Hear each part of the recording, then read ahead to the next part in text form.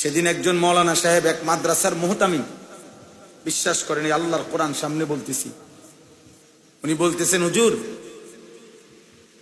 7 বছরের বাচ্চাকে সাথে নিয়ে বাচ্চার বাবা 1 সপ্তাহ ছুটি কাটাবার পর বাচ্চা মাদ্রাসায় আসছে, বরাবর 7 বছর।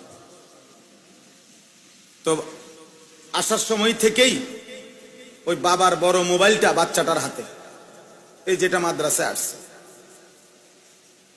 এরপরে মাদ্রাসায় যখন ঢুকছে ওই বাপ, উনি দফতরে অফিসে গিয়া হুজুরদের সাথে হয়তো বাচ্চার হিসাব টিসাব, টাকা পয়সা ইত্যাদি কথাবার্তা বলতেছে, তখনও মোবাইলটা বাচ্চার হাতে।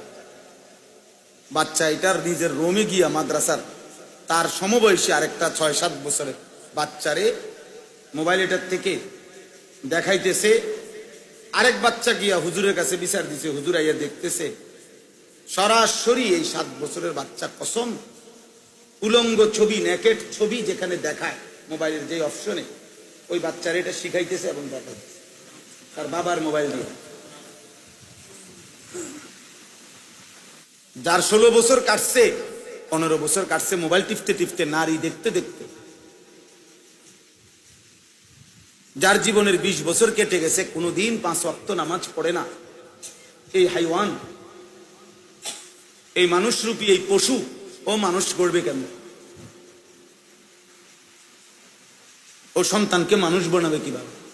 ও সন্তানের উপার্জন টাকার ব্যবস্থা করে দিতে পারে, মানুষ বানাইতে পারবে। বিদেশের টিয়া মিলিয়ে দিতে পারবো, দেশে হয়তো এখন ঘর করে দিতে পারবে, বাজারে দোকান লইয়া দিতে পারবে, কিন্তু আখলাক, মানুষ গড়া, এটা ওরে দেওয়া হবে। ইটালি যাওয়া, ইউরোপ যাওয়া, এটা কোনো একেবারে বিরাট কপালের কিছু, এমন কিচ্ছু না। একটা ছেলে আপনার ইটালি গেছে, একবারে বিশাল কপাল, আপনার সান কপাল, আপনার ছেলে ইটালি। তো যারা ইটালি জন্ম নিছে তারা কি কোয়া মা বলে না, বোঝেন নাই কথা? যারা ইটালি জন্ম নিছে, যাদের বাপ দাদা পূর্বপুরুষ জন্মসূত্রে ইটালি, তারা তো আরো বড় কপাল, তাকে মনে পুরোটাই কপাল, তারা চোখ নাই আর না কোনায়, কপালের কারণে পুরোটাই মনে। মূলত হাদিসের মধ্যে আল্লাহ নবী সাল্লাল্লাহু আলাইহি ওয়াসাল্লাম বলছেন, ইয়াকুম ওয়াল জুলুসা ফিত তুরুকাত। নবীজির হাদিস, বিশুদ্ধ হাদিস। আল্লাহ নবী সাল্লাল্লাহু আলাইহি ওয়াসাল্লাম বলেন, তোমরা রাস্তায় বসা থেকে বিরত থাকো। তো সাহাবারা জিজ্ঞেস করেছেন, ইয়া রাসূলুল্লাহ, মাঝে মাঝে অবস্থা এমন হয়, মা লানা বুদ্দুন মিন মাজালিসিনা নাতাহাদ্দাসু, আমরা আমাদের একসাথে কিছু সাথী একত্রে কথা বলার জন্য, দ্বীনি কথাই পরামর্শের জন্য রাস্তার পাশে না বসলে আমাদের আর কোনো জায়গায় নেই। তখনকার সময়ে তো তখন আমরা কি করব? তো নবী সাল্লাল্লাহু আলাইহি সাল্লাম বললেন, যদি এমন হয় যে কোনো উপায় নাই, তাহলে তোমরা ফাআতুত তারিকা হাক্কাহু ফাইদা আবাইতুম ইল্লাল মাজলিস, বসা ছাড়া যদি কোনো উপায় না থাকে তো রাস্তার হক আদায় করুন। তো রাস্তার হক কি? এবার সাহাবারা জিজ্ঞেস করছেন, ক্বালু ওমা হাক্কুত তারিক, হে আল্লাহর রাসূল, তাহলে রাস্তার হক কি? নবীজি বললেন 5টা।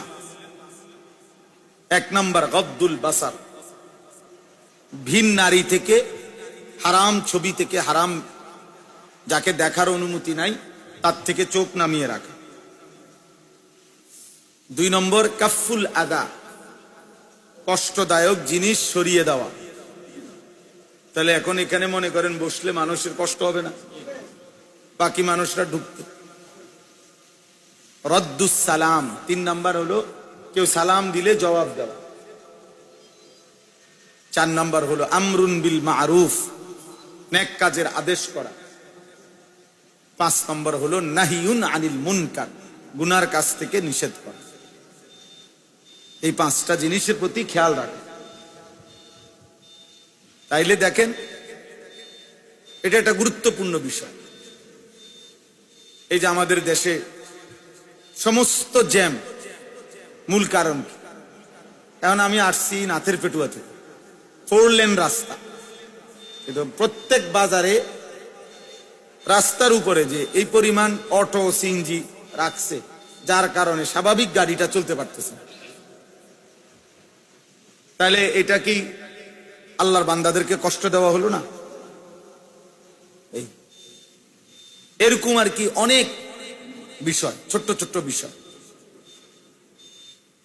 তাইলে আমরা সৌদি আরবে মক্কা মদিনা, বিশেষ করে মক্কায় হজ্জের সময় আপনার মসজিদে হারামের মধ্যে ঢুকতেই বিভিন্ন জায়গা দিয়ে পুলিশ ব্যারিকেড দিয়ে রাখে, ও ভিতরে ফাটায় জোর করে। অনেক হাজি সাহেব রাগারাগি করে, কিন্তু ওরা যত কিছুই বলুক, আপনার বাফও যদি কবরের থেকে আইসা বলে ও এনে বসতে দিবে না, দিবেন আপনি রুকু দিবেন, নামাজে দাঁড়াবেন, আপনার আলগি দিয়া কান্দে করে হইল ও এনে থুই আইব, আরেক পারতেন না।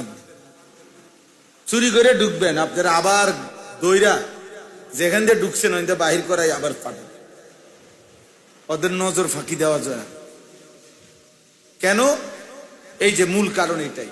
একটু পরের যে লোকগুলো আসবে ওরা বসবে কোথায়? জায়গা তো এখন দুনো দিকে আছে মনে করেন, এখন এই জায়গাটা যদি সবাই বসে যায় তো বাকি মানুষগুলো কই বসবে? এটা গুরুত্বপূর্ণ। ইসলাম এক সৌন্দর্যময় ধর্ম, যার সবকিছুই সুন্দর, সবকিছুই শৃঙ্খলা। ছোট্ট থেকে ছোট্ট কোনো বিষয় ইসলামে অস্পষ্টতা নাই, একেবারে অস্পষ্টতা। সবার জন্য ইসলামে পূর্ণাঙ্গ শিক্ষা। কোলের বাচ্চা, 90 বছরের বুড়া, সবার জন্যই ইসলামের শিক্ষা পূর্ণাঙ্গ। নবী সাল্লাল্লাহু আলাইহি সাল্লামের সুন্নাত জীবন পূর্ণাঙ্গ। নবীজির জীবন থেকে, কথা থেকে, আচরণ থেকে, আমল থেকে সবার জন্য সবক আছে।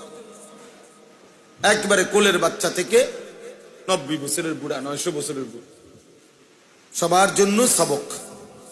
লাকাদ কানা লাকুম, তাহলে লাকুম তো সবার জন্য।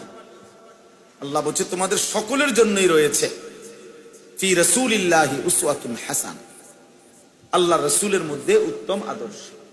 তো সকলের মধ্যে বাচ্চা আছে না, বুড়া মানুষ আছে না, সকলের জন্য, সবার জন্য। এজন্য এটা জরুরি, এটা বহুত জরুরি। ছোট্ট থেকে ছোট্ট বিষয় খেয়াল করা যায়। সবক না দিলে, নগদ সংশোধন না করলে আমরা ভুলে যাই। এতটা ছোট্ট বাচ্চা, এই বাচ্চার বয়স হবে 9-10 বছর, ও আপনার ভিডিও করতেছে। এই যে ধমক দিলাম যে মাঝখান দিয়ে দেখলেন না, কেন? কারণটা কি? ওর হাতে এই বড় এই মোবাইলটা এনে দিল, নিশ্চিত তার কোনো অভিভাবক, ওই অভিভাবক যে তাকে এই মোবাইল দিছে, ওই যদি মা হয়, ওই মা সবচেয়ে বড় জালেম। ওইটা যদি তার বাপ হয়, ওই বাবা সবচেয়ে বড় জালেম।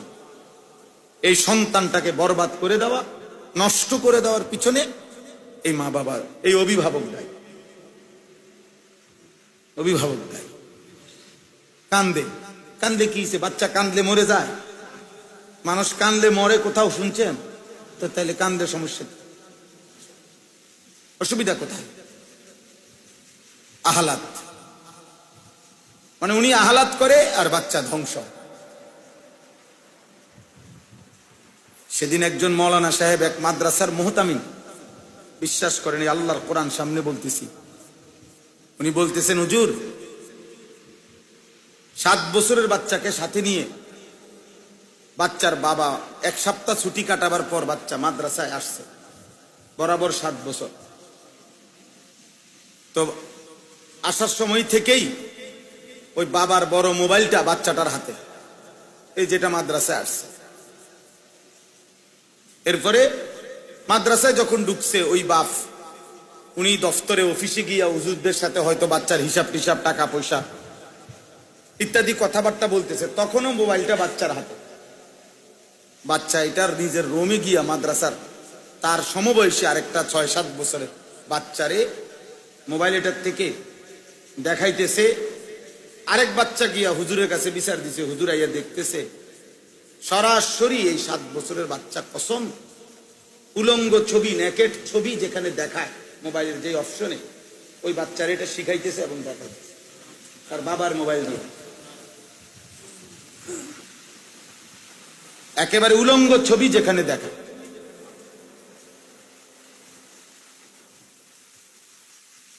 তাহলে যদি 7 বছরের বাচ্চার হালাত হয় এমন, আমার সমাজ কোথায়?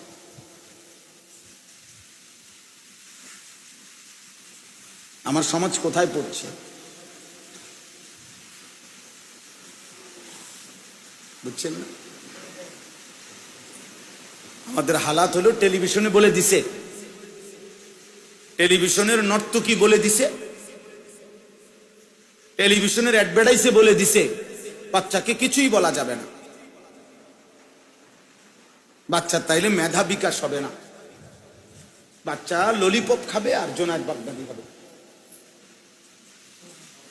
ললিপপ খাইতে খাইতে পৃথিবীর সবচেয়ে বড় আলেম হয়ে যাবে,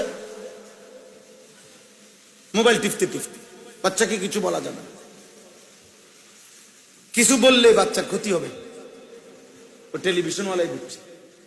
আর আল্লাহ নবী সাল্লাল্লাহু আলাইহি ওয়াসাল্লাম বলছে 10 বছরের বাচ্চা যদি নামাজ না পড়ে, অদ্রিবুহুম, তাকে প্রহার করো।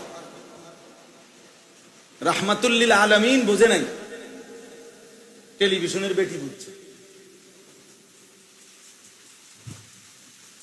নবী সাল্লাল্লাহু আলাইহি ওয়াসাল্লাম বললেন 10 বছর বয়সে মুসলমানের ঘরে কোনো বেনামাজি ছেলে মেয়ে থাকার কোনো অনুমতি নাই।